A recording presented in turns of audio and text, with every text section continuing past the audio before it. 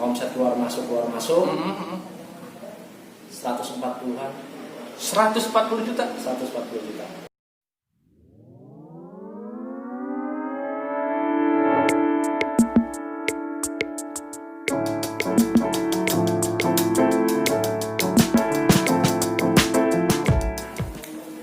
Assalamualaikum warahmatullahi wabarakatuh.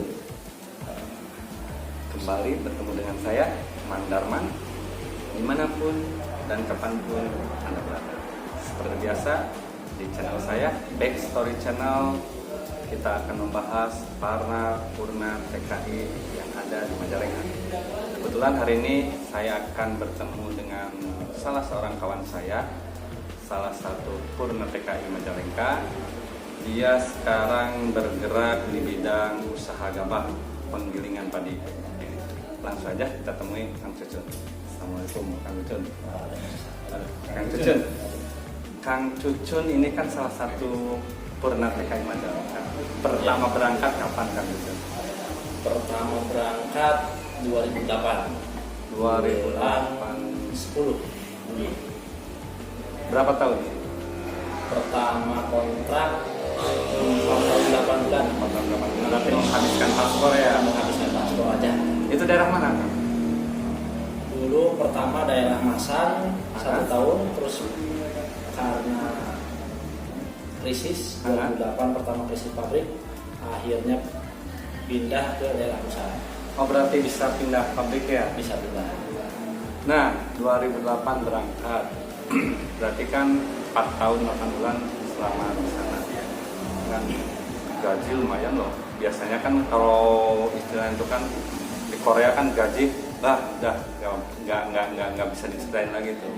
Itu berapa tuh kisaran gaji dulu pas 2008 itu? Kalau kisaran dulu 2008 sekitar 9 jutaan karena basic. Karena terus waktu itu 8 ribuan basic pertukaran. Basic berarti 1000 won jadi 8.000. Berarti basic berarti kisaran 2008 ada 1 juta nyampe 1 juta won. Waktu itu 1 juta 30. 1 juta 30. 1.030.000 waktu pertama berangkat. Terus karena berangkat 2008 bulan 10, 2009 bulan 1, waktu itu pabrik ada kenaikan basic dari 1.160.000. Nah kalau sama lemburan berapa tuh kira-kira? Sama, karena kerja 2 shift. Oh 2 shift. Berarti minim lemburan ya berarti? Ada long shift berarti? Oh long shift berarti. Udah dipatok lembur tiap hari 2,5 jam. Pokoknya berarti 2 minggu malam 2 minggu siang. Dapat sekitar waktu itu 1.500.000 1.600.000. Berarti kisaran 14 juta. 2008. Dan 14 juta. Memang benar pada yang para Purna TKI Korea itu benar-benar kalau ngomongin masalah gaji pasti tergiur gitu kan. 14 juta. Itu kan berarti kan dari tahun ke tahun kan udah beda lagi ya. Beda, tiap tahun beda. Udah nggak bisa diomongin lah, udah itu mah. Nah, 2008 berarti pulang 2013 itu langsung usaha apa ada balik lagi ke sana atau gimana? Waktu itu karena orang tua dulu udah punya, alhamdulillah udah punya penggilingan gabah. Oh berarti sekarang tuh nerusin usaha orang tua. Nerusin. Orang tua almarhum 2006. Terus sempat vakum. Akhirnya alhamdulillah ada modal. Lanjut ya sampai sekarang alhamdulillah penggilingan berjalan. Itu selama pas vakum tuh, selama Cucun di sana udah mulai bangkit lagi, apa nunggu Cucun pulang dulu baru mulai lagi? Waktu di Korea sempat ngobrol sama kakak, alhamdulillah ada kakak di sini merintis lagi dari awal lagi, baru kakak ya istilahnya. gaji dari sana, dari Korea, buat modal. Cuma sekali berangkat ke Korea? 2 kali. Kapan? 2015 berangkat lagi ke sana. Berarti di Indonesia sempat berapa tahun? Satu tahun lebih. setengah. 1 tahun setengah. Berangkat lagi, kenapa? Kan udah ada usaha, udah ada pabrik giling gabah. Nah, waktu itu pengen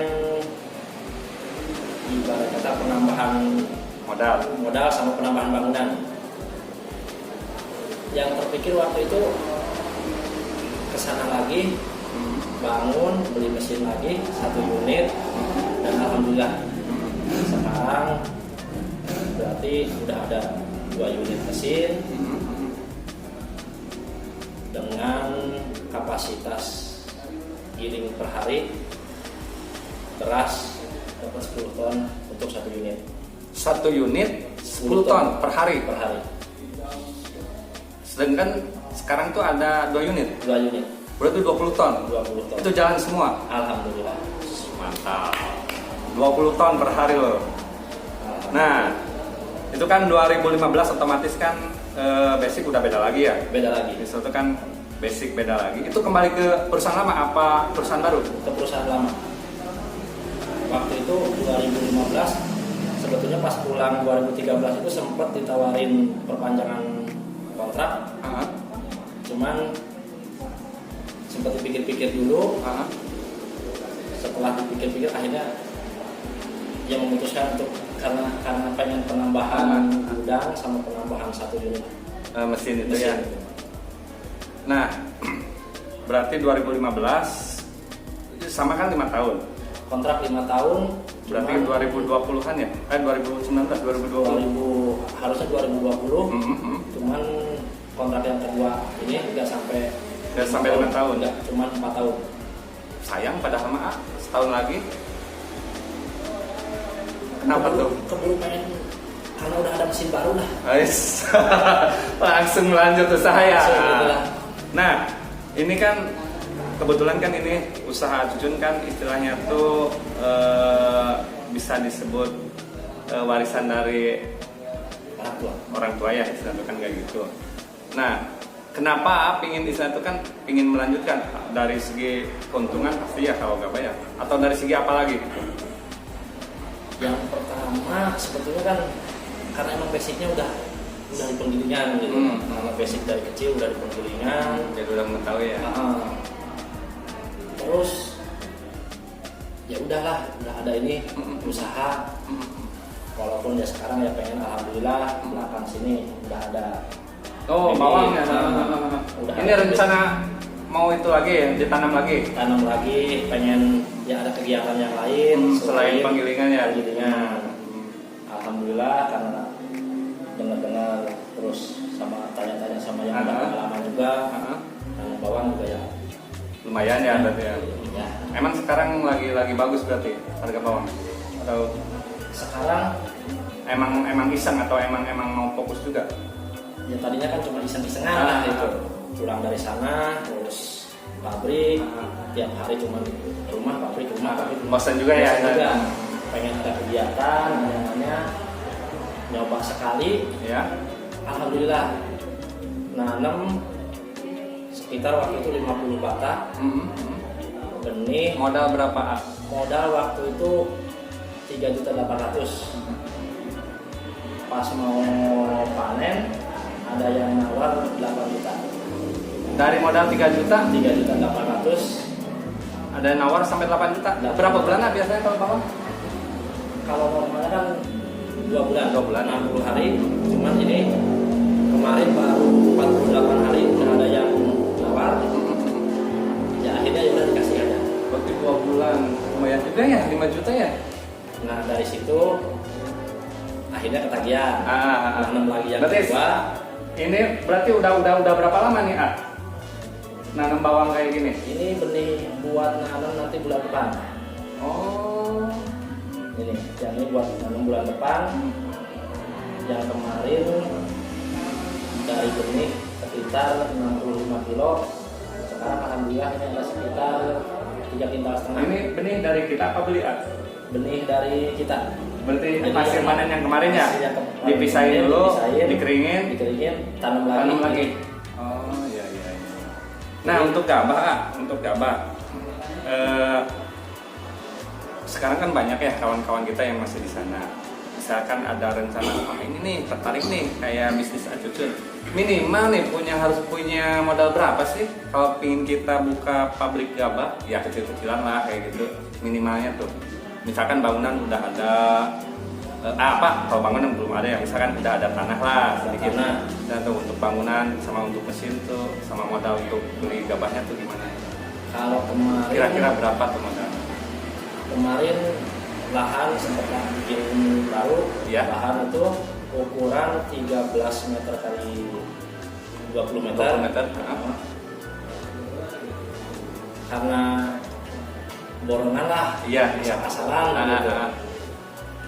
Habis sekitar 180-an Untuk bangunan aja. 180 juta. 180-an. Mesinnya 1 unit karena ini pengen Untuk kapasitas 10 ton itu. kapasitas 10 ton plus pengambilan beras premium. Oh, Jadi beda lagi? kualitas berasnya insya Allah ini lebih bagus dari penggilingan biasa kayak yang gitu. pertama. Itu Berapa itu harga? satu unit udah full insya Allah siap pakai. Kemarin habis sekitar 170 Mesin. Berarti Berarti 170 ditambah 180, 350-an ya. Itu di luar kita modal untuk beli gabah ya. Iya. Nah, Baraya, buat istilahnya tuh kawan-kawan yang masih di sana, kalau yang tertarik untuk usaha cucun modal penggilingan gabah kayak gini, nanti disisihkan nih uangnya sedikit-sedikit. Tadi kata Cucun kan modal minimal itu 350 juta. Itu udah ada tanah ya berarti ayah. Udah ada tanah. 350 juta, 180 juta untuk bangunan dan 170 juta untuk mesin. Itu di luar kita modal untuk pembelian gabah. Ya minimal berarti harus megangnya 450 jutaan mah ya. Tapi Kak, itu kan untuk ya, kelas standar lah. Kelas standar ya. Mungkin kalau ada juga yang mau baru-baru Yang merintis, yang belajar merintis. itu paling berapa sama mesin sama bangunan kira-kira dengan luas bangunan yang tadi sebutan kayak gitu. Kalau luas bangunan mungkin ngikutin aja lah. Kalau kapasitas mesin yang sederhana ada yang 60 jutaan. Itu kapasitas berapa? Mungkin kapasitas bisa sama 10 ton. 10 Cuma ton, dengan kualitas beras beda ya. Kualitas beras. Iya, berarti kisaran 400 juta tuh harus punya ya. Iyalah. Oh ya gede juga, 400 juta. Tapi kan hasilnya ya. Ini kalau perhitungan itunya gimana? Perhitungan dari laba gabah biasanya kan kita beli misalkan berapa untungnya tuh berapa, itu kan pasti udah diperhitungin kan. Untuk sekarang kan kita belanja gabah. Contoh aja misalkan kita belanja gabah 8.000 aja misalkan. Belanja gabah berarti misalkan 500. Nah, 500. Belanja gabah 500. Terus kita penjual 500 juta apa 500? 500.000 per kilo. 500.000 per kuintal ya? Dengan misalkan harga sekarang 500 per kintal. Kita jual jual beras sekitar 8.200 untuk yang kelas sedang. 8.200 per kilo ya 8.200 untuk kelas sedang. untuk kelas sayur sih. Kelas sayur 8.200 dari 1 kintal gabah itu sekitar dapat 63 kilo. 63 kilo beras berarti ya. 63 kilo kita kalikan 8.200 ya. Nanti kurangnya berapa, hasilnya berapa juga di situ gitu kan. Tapi kan kita punya dedahnya itu loh. Nah, gitu. Alhamdulillah. Berarti itu hitung-hitung tabungan kita ya? Tabungan. Oh. Tapi untuk misalkan kita belanja 500 terus dijual misalkan 8.200 per kilo, untuk biaya operasional apa segala udah ketutup itu. Insya Allah, alhamdulillah udah. Jadi kira-kira kita dapat yang namanya dedak atau orang Jawa sana bilang katul. Ah. Misalkan giling sehari 15 ton gabah, dapat bekatulnya, dapat dedaknya sekitar, kalau hitungan normal 1,5 ton. Lumayan ya? Lumayan, alhamdulillah. Sekarang Nah, lagi harga berapa sekarang? 2.000. Kali 1,5 ton? Kali 1,5 ton berarti Berapa? sekitar 3 juta satu hari. Satu hari? Satu hari. Waduh, gila. Sebulan ini, kalau sebulan yang dirata-ratain lah sama ini tuh. Ya, kadang-kadang Omsetnya berapa dari pabrik A tuh? kalau- Sebulan tuh dirata-ratain aja. Kalau hitungan omset, misalkan omset kita taruhlah kalau Dari hitung- dedak berapa, misalkan dari beras berapa? kita hitungan per hari aja, per hari sekitar omset keluar masuk 140-an, 140 juta. 140 juta Itu kotor apa bersih? kotor 140 juta. Mantap. per hari. Nah, Baraya, ternyata peluang usaha itu banyak. Cuma kita kan kembali ke diri kita sendiri, bagaimana kita memanage uang selama di sana. Benar ya, Cucun ya? Siap. Terkadang kan emang secara garis besar para purna TKI luar negeri itu gajinya emang gede-gede banget di sana. Tapi kan kembali lagi, kita bisa nggak memanage keuangan kita selama ini? Dulu ya, ya. Soalnya kan kita harus punya pemikiran, kita nggak selamanya kita nggak selamanya berada di luar negeri. Cuma 5 tahun, maksimal 10 tahun berarti kalau sekarang ya. Kalau Jadi tidak ilegal. hemat-hemat, belajar nabung, biar apa? Biar kita apa yang kita inginkan, usaha apa yang kita inginkan itu bisa dilaksanakan. Oke, Cucun. Kembali lagi nih, Cucun nih. Ini rada-rada ini nih, 140 juta. Ini kotor juga nih. Aduh, saya kalau hitung-hitungan itu lebih-lebih dari luar negeri ya. Nah, kalau bersih-bersihnya berapa tuh?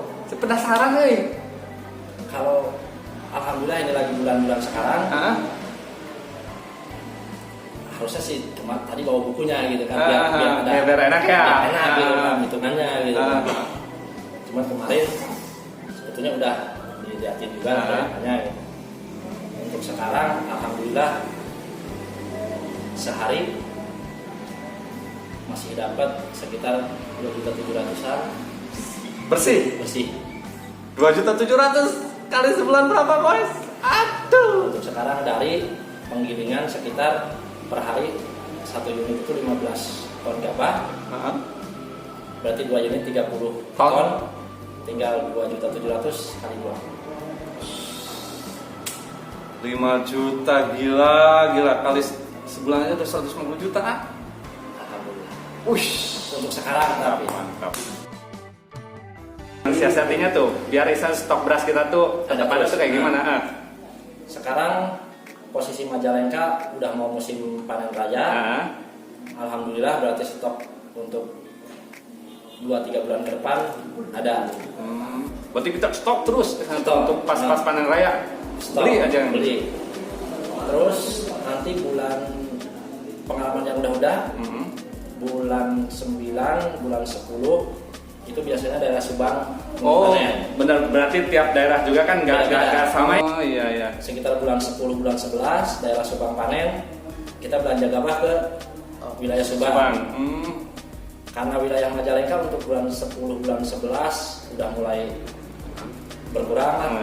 Kita ngambil stok gabah dari Subang. Nanti sekitar bulan 12, bulan 1, bulan 2 itu daerah Jawa Tengah mulai panen. Demak, Purwodadi itu mulai panen. Ya kita belanja ke sana. Itu biasanya ada yang ngirim apa kita langsung datang ke sana? Kalau yang sekarang kita tinggal telepon. Udah linknya ya berarti ya. WA dikasih lihat contoh gabahnya, Gabahnya. difotoin, cocok harga, dikirim ke sini. Jadi alhamdulillah untuk stok ada.